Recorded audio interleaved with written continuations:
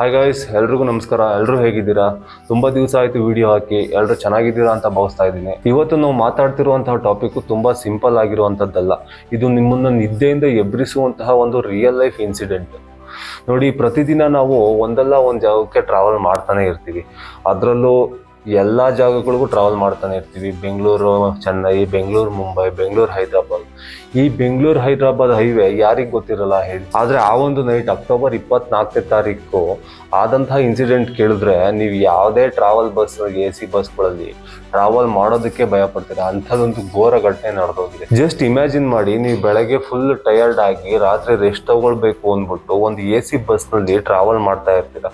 ನೀವು ಆರಾಮಾಗಿ ಮಲಗಿರ್ತೀರಾ, ಕನ್ಸು ಕಾಣ್ತಾ ಇರ್ತೀರಾ. ಆದ್ರೆ ಅದೇ ಸಮಯಕ್ಕೆ ಆ ಬಸ್ಗೆ ಬೆಂಕಿ ಹತ್ಕೊಂಡು ಆ ಬಸ್ಸು ಒಂದು ಸಾವಿನ ಪೆಟ್ಟಿಗೆ ಆಗಿದ್ರೆ ಹೇಗಿರುತ್ತೆ ನೀವೇ ಯೋಚನೆ ಮಾಡಿ. ಓ ಮೈ ಗಾಡ್, ನೆನ್ಸ್ಕೊಳ್ಳೋಕ್ಕೂ ಅದು ಅಸಾಧ್ಯ ಆಗಿರುವಂತಹ ಘಟನೆ. ಆದ್ರೆ ಈ ಒಂದು ಕರ್ನೂಲ್ ಟ್ರಾಜಿಡಿ ಏನಿದೆಯಲ್ಲ, 20 ಜನ ಕೇವಲ 20 ನಿಮಿಷದಲ್ಲಿ ಈ ಒಂದು AC ಬಸ್ನಲ್ಲಿ ಸುಟ್ಟು ಬೂದಿ ಆಗ್ತಾರೆ. ಬೆಂಕಿ ಹಚ್ಚಿದ್ಯಾರು? ಇದಕ್ಕೆ ಯಾರು ಕಾರಣ? ಇದು ಯಾಕಾಯ್ತು? ಇದೊಂದು ಮರ್ಡರ್ ಅಥವಾ ಬೇಕು ಅಂತಲೇ ಯಾರಾದ್ರೂ ಮಾಡಿರೋದಾ? ಇದಕ್ಕೆಲ್ಲ ಕಾರಣಗಳು ಏನು? ಬನ್ನಿ ಕಂಪ್ಲೀಟ್ ಆಗಿ ಈ ಒಂದು ವಿಡಿಯೋದಲ್ಲಿ ನಿಮಗೆ ಎಕ್ಸ್ಪ್ಲೈನ್ ಮಾಡ್ತೀನಿ. ಅದಕ್ಕಿಂತ ಮುಂಚೆ ಯಾರಾದ್ರೂ ನನ್ನ ಚಾನಲ್ಗೆ ಫಸ್ಟ್ ಟೈಮ್ ವಿಸಿಟ್ ಮಾಡಿದ್ರೆ ದಯವಿಟ್ಟು ಈ ನನ್ನ ಚಾನಲ್ಗೆ ಸಬ್ಸ್ಕ್ರೈಬ್ ಮಾಡ್ಕೊಳ್ಳಿ. ನಿಮ್ಮ ಈ ಒಂದು ಸಪೋರ್ಟ್ ನನಗೆ ತುಂಬಾನೇ ಮುಖ್ಯ. ಬನ್ನಿ ವಿಡಿಯೋದಲ್ಲಿ ಮುಂದುವರಿಯೋಣ. ಏನ್ ಈ ವಿಷಯ ಅಂತ ನೋಡೋದಾದ್ರೆ, ಹೈದರಾಬಾದ್ನಿಂದ ಬೆಂಗಳೂರಿಗೆ ಹೊರಟಿದ್ದಂತಹ ಕಾವೇರಿ ಟ್ರಾವೆಲ್ಸ್ನ AC ಸ್ಲೀಪರ್ ಬಸ್ನಲ್ಲಿ ಸುಮಾರು 41 ಜನ ಇರ್ತಾರೆ. ಇದು ನಡೆದಿರುವಂಥದ್ದು ಆಂಧ್ರ ಪ್ರದೇಶದ ಕರ್ನೂಲ್ ಅನ್ನೋ ಒಂದು ಜಾಗದಲ್ಲಿ. ಎಲ್ಲರೂ ಮಲಗಿರ್ತಾರೆ. ಬೆಳಗಿನ ಜಾವ 3 ಗಂಟೆ ಆಗಿರುತ್ತೆ. ಡ್ರೈವರ್ ಆರಾಮಾಗಿ ಗಾಡಿ ಓಡಿಸ್ತಾ ಇರ್ತಾನೆ. ಸಡನ್ ಆಗಿ ಒಂದು ಇನ್ಸಿಡೆಂಟ್ ಆಗುತ್ತೆ. ನಿಮ್ಗೆ ಎಲ್ಲ ಗೊತ್ತಿರೋ ಪ್ರಕಾರ ಈ ಬಸ್ಸು ರೋಡಲ್ಲಿದ್ದಂತಹ ಒಂದು ಬೈಕ್ಗೆ ಗುದ್ದಿ ಸುಮಾರು 200 ಮೀಟರ್ ಆ ಬೈಕ್ನ ಎಳ್ಕೊಂಡೋಗಿ ಬೈಕ್ನಲ್ಲಿದ್ದಂತಹ ಪೆಟ್ರೋಲು ಹತ್ಕೊಂಡು ಬೆಂಕಿ ತುಂಬಾ ದೊಡ್ಡದಾಗಿ ವ್ಯಾಪಿಸಿ ಬಸ್ ಆಕ್ಸಿಡೆಂಟ್ ಆಗಿರೋದು. ಇದು ನಮಗೆ ಗೊತ್ತಿರುವಂತಹ ಒಂದು ಆಕ್ಸಿಡೆಂಟ್ ಕತೆ. ಆದ್ರೆ ನಮ್ಗೆ ಇಲ್ಲೇ ಒಂದು ದೊಡ್ಡ ಕ್ವಶನ್ ಕಾಡೋ ಅಂಥದ್ದು ಏನಪ್ಪಾ ಅಂದ್ರೆ, ಈ ಬೈಕ್ನ ರೋಡ್ ಮಧ್ಯೆ ತಂದು ಹಾಕ್ತವ್ರು ಯಾರು? ಅದಕ್ಕೆ ಕಾರಣ ಯಾರು? ಇದಕ್ಕೆ ಕಾರಣ ಒಬ್ಬ ಕುಡಿದು ಗಾಡಿ ಓಡಿಸ್ತಿದ್ದಂತಹ ಯುವಕ. ಗೈಸ್, ಇದೇ ಇಂಪಾರ್ಟೆಂಟ್ ಆದಂತಹ ಇನ್ಫಾರ್ಮೇಶನ್ ಇರ್ತದೆ. ಈ ಒಂದು 20 ಜನ ಕರ್ನೂಲ್ ಇನ್ಸಿಡೆಂಟ್ ಅಲ್ಲಿ ಏನ್ ಸತ್ತರಲ್ಲ, ಆ ಸತ್ತಿರೋ ವ್ಯಕ್ತಿಗಳಲ್ಲಿ ಒಬ್ಬ ಬೈಕ್ ಸವಾರ ಕೂಡ. ಅವನ ಹೆಸರು ಶಿವಶಂಕರ್ ಅಂತ. ಆತ ಯಾಕೆ ಸತ್ತ? ಫೊರೆನ್ಸಿಕ್ ರಿಪೋರ್ಟ್ ಏನ್ ಹೇಳುತ್ತೆ ಅಂದ್ರೆ, ಈ ಒಬ್ಬ ಶಿವಶಂಕರ್ ಏನಿರ್ತಾನೆ, ಅವನು ಕುಡಿದು ಗಾಡಿ ಚಾಲನೆ ಮಾಡ್ತಾ ಇರ್ತಾನೆ. ಆದ್ರೆ ಕುಡಿದು ಗಾಡಿ ಓಡಿಸ್ಬೇಕಾದ್ರೆ ಅವ್ನ ಕಂಟ್ರೋಲ್ ತಪ್ಪಿ ರಸ್ತೆ ಪಕ್ಕದಿದ್ದಂತಹ ಡಿವೈಡರ್ಗೆ ಹೋಗಿ ಗುದ್ದಿತಾನೆ. ಗುದ್ದಾದ್ಮೇಲೆ ಅವನ ಸ್ಥಳದಲ್ಲೇ ಕೂಡ ಸತ್ತೋಗ್ತಾನೆ. ಅವನ ಹಿಂದೆ ಕೂತಿದ್ದಂತಹ ಅವನ ಫ್ರೆಂಡ್ ಆಗಿದ್ದಂತಹ ಎರ್ರಿ ಸ್ವಾಮಿ ಅನ್ನೋನು ಅವನನ್ನ ಎಳ್ಕೊಂಡೋಗಿ ದಡಕ್ಕೆ ಹಾಕ್ತಾನೆ. ಆದ್ರೆ ಅವ್ನು ಟ್ರೈ ಮಾಡ್ತಾನೆ ಈ ಒಂದು ಬೈಕ್ ನ ದಡಕ್ಕೆ ಸಾಕ್ಸೋಕೆ. ಆದ್ರೆ ಅವನ ಕೈಲಿ ಆಗೋದಿಲ್ಲ, ಯಾಕಂದ್ರೆ ಅವನು ಕೂಡ ಕುಡ್ದಿರ್ತಾನೆ. ಈ ಒಂದು ಕರ್ನೂಲ್ ಇನ್ಸಿಡೆಂಟ್ ಅಲ್ಲಿ ಇದೇ ಫಸ್ಟ್ ಮಿಸ್ಟೇಕ್. ಸೆಕೆಂಡ್ ಮಿಸ್ಟೇಕ್ ಏನಂತ ನೋಡೋದಾದ್ರೆ, ಈ ಒಂದು ಬೈಕ್ ರಸ್ತೆ ಮೇಲೆ ಬಿದ್ದು ಆದ್ಮೇಲೆ ಸುಮಾರು 19 ಗಾಡಿಗಳು ಅದೇ ದಾರಿಯಲ್ಲಿ ಸಾಗಿರ್ತವೆ. ಆದ್ರೆ ಯಾರು ಕೂಡ ನಿಲ್ಸೋದಿಲ್ಲ. ಆ ಒಂದು ಬೈಕ್ ನ ಅಲ್ಲಿಂದ ಪಕ್ಕಕ್ಕೆ ತಳ್ಳುವಂತ ಸಾಹಸ ಯಾರು ಮಾಡೋದಿಲ್ಲ. ಯಾಕಂದ್ರೆ ಅವ್ರದೇ ಆದಂತಹ ಭಯ ಇದ್ದೇ ಇರುತ್ತೆ. ಅದು ಹೈವೇ. ಹೇಳಿ ಕೇಳಿ ಹೈವೇಗಳಲ್ಲಿ ದರೋಡೆ ಮಾಡೋದು ನಮ್ಮ ಇಂಡಿಯಾದಲ್ಲಿ ಕಾಮನ್ ಆಗ್ಬಿಟ್ಟೈತೆ. ಯಾರಾದ್ರೂ ಬೇಕು ಅಂತಾನೆ ಗಾಡಿ ಹಾಕಿ ನಮ್ಮನ್ನ ಟ್ರಾಪ್ ಮಾಡೋಕೆ ನೋಡ್ತಿರ್ತಾರೆ ಅಂತ ಯಾರು ನಿಲ್ಸೋದಿಲ್ಲ. ನಾವು ಅವ್ರನ್ನ ಹೊಣೆ ಮಾಡೋದಕ್ಕೆ ಆಗೋದೇ ಇಲ್ಲ. ಬಟ್ ಇದು ಒಂದು ಫ್ಯಾಕ್ಟ್. ಯಾರಾದ್ರೂ ಒಬ್ಬ ಧೈರ್ಯ ಮಾಡಿ ನಿಲ್ಸಿ ಆ ಒಂದು ಬೈಕ್ನ ಸೈಡಿಗೆ ತಳ್ಳಿದಿದ್ರೆ ಈ ಒಂದು ಇನ್ಸಿಡೆಂಟ್ ಆಗ್ತಿರ್ಲಿಲ್ಲ. ಎಲ್ಲ ಆದ್ಮೇಲೆ ನಡೆಯೋದೇ ದೊಡ್ಡ ದುರಂತ. ಅದಾದ್ಮೇಲೆ ನಮ್ಮ ಕಾವೇರಿ ಬಸ್ ಬರುತ್ತೆ. ಬಸ್ ಹೈವೇನಲ್ಲಿ ಸ್ಪೀಡಾಗೇ ಇರುತ್ತೆ. ಆ ಬೈಕ್ ರಸ್ತೆಯಲ್ಲಿ ಬಿದ್ದಿರೋದನ್ನ ಆ ಡ್ರೈವರ್ ಕೂಡ ನೋಡೋದಿಲ್ಲ. ಏಕಾಏಕಿ ಬಸ್ ಮೇಲೆ ಹತ್ತಿಸ್ತಾನೆ. ಬಸ್ ಮೇಲೆ ಹತ್ತಿಸಿ ಸುಮಾರು 200 ಮೀಟರ್ ಆ ಬಸ್ನ ದರ ಅಂತ ಆ ಒಂದು ಬೈಕ್ನ ಬಸ್ ಎಳ್ಕೊಂಡು ಹೋಗುತ್ತೆ.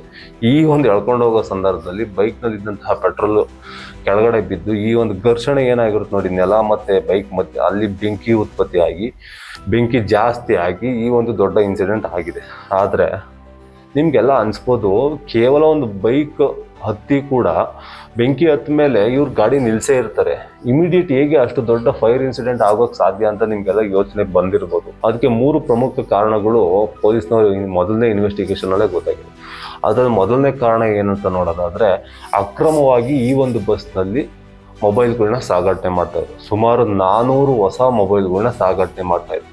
ನಿಮ್ಗೆಲ್ಲ ಗೊತ್ತೇ ಇರುತ್ತೆ, ಮೊಬೈಲ್ನಲ್ಲಿ ಲಿಥಿಯಂ ಬ್ಯಾಟ್ರಿಗಳಿರುತ್ತೆ. ಅದು ಬೆಂಕಿ ಕಂಡ ಕೂಡಲೇ ಆಕರ್ಷಣೆ ಅದಕ್ಕಂತೂ. ಅದಂತೂ ಇಮಿಡಿಯೇಟ್ ಆಗಿ ಹತ್ಕೊಳ್ಳುತ್ತೆ.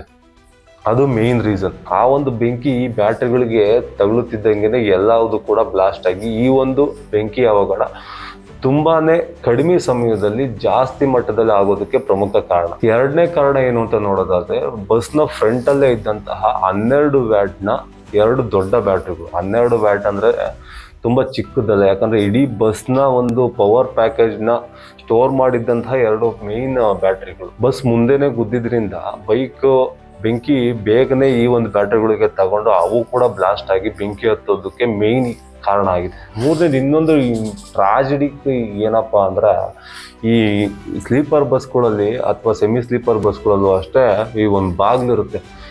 ಡ್ರೈವರ್ ಸ್ಲೀಪರ್ ಮಾಡ್ಕೊಳ್ಳೋಕೆ ಇನ್ನೊಂದು, ಈ ಪ್ಯಾಸೆಂಜರ್ ಮಾಡ್ಕೊಳ್ಳೋಕೆ ಒಂದು ಲಾಂಗ್ ಪ್ಯಾಸೇಜ್ ಇರುತ್ತಲ್ಲ, ಈ ಮಧ್ಯೆ ಒಂದು ಸಣ್ಣದಾಗಿ ಗೋಡೆ ತರ ಕಟ್ಟು ಅದಕ್ಕೆ ಬಾಗಿಲು ಕೂಡ ಇಟ್ಟಿರ್ತಾರೆ. ಟ್ರಾವೆಲ್ ಮಾಡುವಾಗ ಅದನ್ನ ಲಾಕ್ ಮಾಡಿರ್ತಾರೆ, ಯಾರು ಕೂಡ ಒಳಗಡೆ ಹೋಗ್ಬಾರ್ದು, ಈಚೆ ಬರಬಾರ್ದು ಅಂತ. ಯಾಕಂದ್ರೆ ಅದು ಕೂಡ ಒಂದು ಸೇಫ್ಟಿನೇ, ಯಾರಾದ್ರೂ ರಾತ್ರಿ ಹೊತ್ತು ಬಂದು ಈಚೆ ನೆಗ್ದಾರು ಅಂತ, ಅದಕ್ಕಾಗಿ ಅವರು ಲಾಕ್ ಮಾಡಿರ್ತಾರೆ. ಆದ್ರೆ ಅಲ್ಲಿದ್ದಂತಹ ಡ್ರೈವರ್ಗಳು ಮಾಡಿದ್ದು ಮೇನ್ ತಪ್ಪೇನಪ್ಪ ಅಂದ್ರೆ, ನನ್ನ ಮಕ್ಕಳು ಬೆಂಕಿ ನೋಡಿದವ್ರು ಎಬ್ಬರಿಸ್ಬೇಕಿತ್ತಿಲ್ಲ, ಅಟ್ಲೀಸ್ಟ್ ಆ ಒಂದು ಬಾಗಿಲನ್ನ ತೆಗಿಬೇಕಿತ್ತು. ಎರಡನ್ನೂ ಮಾಡಲಿಲ್ಲ. ಈ ಕ್ಲೀನರ್ ಡ್ರೈವರ್ ಇಬ್ರು ಕೂಡ ಭಯ ಬಿದ್ದು ಓಡ್ಬಿಡ್ತಾರೆ. ಆ ಬೆಂಕಿ ಹತ್ಕೊಂಡಿದ್ದು ಜನಕ್ಕೆ ಗೊತ್ತಾದ್ರೂ ಕೂಡ ಆ ಒಂದು ಬಾಗಿಲು ತೆಗಿಯೋಕೆ ಪ್ರಯತ್ನ ಪಟ್ಟರು ತೆಗಿಯೋದಕ್ಕೆ ಆಗೋದಿಲ್ಲ. ಸುಮಾರು 41 ಜನದಲ್ಲಿ ಸುಮಾರು 19 ಜನ ಸತ್ತಿರ್ತಾರೆ. ಮಿಕ್ಕಿದವ್ರು ಎಲ್ಲರೂ ಕೂಡ ಹೇಗೋ ಕಿಟಕಿನ ಒತ್ಕೊಂಡು ಏನೋ ಮಾಡಿ ಹರಸಾಹಸಪಟ್ಟು ಈಚೆ ಬಂದಿರ್ತಾರೆ.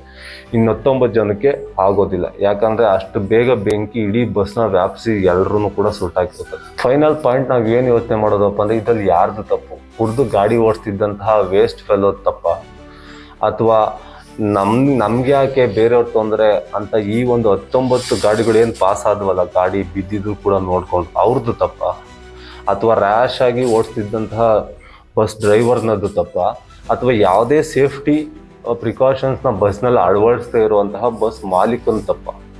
ಯಾರ್ದು ತಪ್ಪು? ಸದ್ಯಕ್ಕೆ ಪೊಲೀಸ್ನವರು ಬಸ್ ಡ್ರೈವರ್ ಆಗಿದ್ದಂತಹ ಲಕ್ಷಯ್ಯ ಅನ್ನೋನ್ ಮೇಲೆ ಮತ್ತೆ ಬಸ್ ಓನರ್ ಆಗಿದ್ದಂತಹ ವಿನೋದ್ ಕುಮಾರ್ ಅನ್ನೋನ್ ಮೇಲೆ ಕೂಡ ಕಂಪ್ಲೇಂಟ್ ಮಾಡಿ, ಮತ್ತೆ ಕುಡಿದು ವಾಹನ ಚಾಲನೆ ಏನು ಮಾಡ್ತಿದ್ನಲ್ಲ ಡ್ರೈವರ್, ಅವನ ಮೇಲೂ ಕೂಡ ಡ್ರಿಂಕ್ ಅಂಡ್ ಡ್ರೈವ್ ಕೇಸ್ ಹಾಕಿ ಇನ್ನೊಂದು 2-3 ಕೇಸ್ ಹಾಕಿ ಇನ್ವೆಸ್ಟಿಗೇಷನ್ ಮಾಡ್ತಾ ಇದ್ದಾರೆ. ನೋಡಿ ವೀಕ್ಷಕರೇ, ಇದು ನಮಗೂ ಕೂಡ ಒಂದು ಎಚ್ಚರಿಕೆ ಗಂಟೆ. ನಾವು ಕೂಡ ಪ್ರತಿದಿನ ಅಥವಾ ಪ್ರತಿ ತಿಂಗಳು ವರ್ಷಕ್ಕೊಮ್ಮೆ ಆದರೂ ಕೂಡ ಇಲ್ಲಿಂದ ಬೇರೆ ಇನ್ನೊಂದು ಸ್ಥಳಕ್ಕೆ ಟ್ರಾವೆಲ್ ಮಾಡ್ತಾನೆ ಇರ್ತೀವಿ. ಟ್ರಾವೆಲ್ ಮಾಡುವಾಗ ಆರಾಮಾಗಿ ನಿದ್ದೆ ಮಾಡೋದು ಒಂದೇ ಕೆಲಸ ಅಲ್ಲ, ಬಸ್ನಲ್ಲಿ ಸೇಫ್ಟಿ ಫೀಚರ್ಸ್ ಎಲ್ಲ ಇದೆಯಾ ಅಂತ ಚೆಕ್ ಮಾಡೋದು ಕೂಡ ಒಬ್ಬ ಪ್ರಯಾಣಿಕನ ಒಂದು ಕರ್ತವ್ಯ ಆಗಿರ್ತದೆ. AC ಸ್ಲೀಪರ್ ಆಗಿದೆ, ಒಂದು ಸೀಲ್ಡ್ ವಿಂಡೋಸ್ ಆಗಿರ್ತವೆ, ಅದನ್ನು ಒಡೆಯೋದಕ್ಕೆ ಹ್ಯಾಮರ್ ಇದೆಯಾ, ಅಥವಾ ಈ ಒಂದು ಲಗೇಜ್ಗೆ ಅಂತ ಇದ್ದಂತಹ ಒಂದು ಸಪ್ರೇಟ್ ಕ್ಯಾಬಿನ್ ಏನಿರುತ್ತೆ ಅದ್ರಲ್ಲಿ ಬರೀ ಲಗೇಜ್ ಮಾತ್ರ ಇಟ್ಟಿದ್ದಾರೆ, ಬೇರೆ ಏನಾದರೂ ಎಕ್ಸ್ಟ್ರಾ ಏನಾದರೂ ಇಟ್ಟಿದ್ದಾರಾ, ಮತ್ತೆ ಡ್ರೈವರ್ ಕುಡ್ದಿದ್ದಾನ, ಇದನ್ನೆಲ್ಲ ಚೆಕ್ ಮಾಡುವಂತಹ ಕರ್ತವ್ಯ ಒಬ್ಬ ಪ್ರಯಾಣಿಕಂದು ಆಗಿರ್ತದೆ. ಬರೀ ಹೋಗಿ ಮಲ್ಕೊಳ್ಳೋದಷ್ಟೇ ಅಲ್ಲ, ಯಾಕಂದ್ರೆ ನಮ್ಮ ಜೀವ ಆ ಬಸ್ನಲ್ಲಿ ಟ್ರಾವೆಲ್ ಮಾಡ್ತಿರೋದ್ರಿಂದ ನಾವು ಕೂಡ ನಮ್ಮ ಜೀವಕ್ಕೆ ಜವಾಬ್ದಾರರಾಗಿರ್ತೀವಿ. ಓಕೆ ಗೈಸ್, ಇದು ಇವತ್ತಿಂದು ವಿಡಿಯೋ. ಇದು ಆಲ್ರೆಡಿ ಇನ್ಸಿಡೆಂಟ್ ಆಗಿ ತುಂಬ ದಿನ ಆಗಿದೆ, ಬಟ್ ನನಗೆ ಕಾರಣಾಂತರಗಳಿಂದ ವಿಡಿಯೋ ಮಾಡೋದಕ್ಕಾಗಿರಲಿಲ್ಲ. ಬಟ್ ಕಂಪ್ಲೀಟ್ ಇನ್ಫಾರ್ಮೇಶನ್ ಕೊಡೋ ಜವಾಬ್ದಾರಿ ನಂದಾಗಿರೋದ್ರಿಂದ ಈ ಒಂದು ವಿಡಿಯೋ ನಿಮ್ಗೆ ಇಷ್ಟ ಆಗಿರುತ್ತೆ ಅಂತ ನಾನು ಭಾವಿಸಿರ್ತೀನಿ. ಈ ಒಂದು ಟ್ರಾಜಿಡಿಗೆ ಯಾರು ಕಾರಣ, ಏನು ಕಾರಣ, ದಯವಿಟ್ಟು ನಿಮ್ಮ ಅನಿಸಿಕೆನ ತಪ್ಪದೇ ಕಮೆಂಟ್ ಮಾಡಿ. ಆ್ಯಂಡ್ ಈ ಒಂದು ಇನ್ಫಾರ್ಮೇಶನ್ ನಿಮಗೆ ಇಷ್ಟ ಆಗಿದ್ರೆ ಈ ಒಂದು ವಿಡಿಯೋನ ಲೈಕ್ ಮಾಡೋದಕ್ಕೆ ಮುನ್ನ ನನ್ನ ಚಾನಲ್ಗೆ ಸಬ್ಸ್ಕ್ರೈಬ್ ಮಾಡ್ಕೊಳ್ಳೋದು ಮಾತ್ರ ಮರಿಬೇಡಿ. ನಿಮಗೆ ಇದೇ ರೀತಿಯಾದಂಥ ಇಂಪಾರ್ಟೆಂಟ್ ಪ್ರತಿದಿನ ನಡೆಯೋ ಪ್ರತಿ ಸುದ್ದಿನ ಕೇವಲ 10 ನಿಮಿಷದಲ್ಲಿ ನಿಮಗೆ ತಲುಪಿಸೋವಂಥ ಕೆಲಸ ನಾನು ಮಾಡ್ತೀನಿ. ನಿಮಗೆ ಯಾವುದಾದ್ರೂ ಒಂದು ತುಂಬಾ ಇಂಪಾರ್ಟೆಂಟ್ ಆಗಿರೋ ನ್ಯೂಸ್ ಬಗ್ಗೆ ವಿಡಿಯೋ ಬೇಕು ಅಂದರೆ ದಯವಿಟ್ಟು ಕಮೆಂಟ್ ಮಾಡಿ, ಅದ್ರ ಬಗ್ಗೆ ಕೂಡ ವಿಡಿಯೋ ಮಾಡೋ ಅಂಥ ಕೆಲಸ ನಾನು ಮಾಡ್ತೀನಿ. ಇಲ್ಲಿವರೆಗೂ ಯಾರು ನಾನು ವಿಡಿಯೋ ನೋಡ್ತಿದ್ದೆ ತುಂಬಾ ಧನ್ಯವಾದ. ದಯವಿಟ್ಟು ನನ್ನ ಚಾನಲ್ಗೆ ಸಬ್ಸ್ಕ್ರೈಬ್ ಮಾಡಿಕೊಂಡು ಇದೇ ಥರ ನನ್ನ ಸಪೋರ್ಟ್ ಮಾಡಿ ಅಂತ ಕೇಳ್ಕೊಳ್ತೀನಿ. ನಮಸ್ಕಾರ.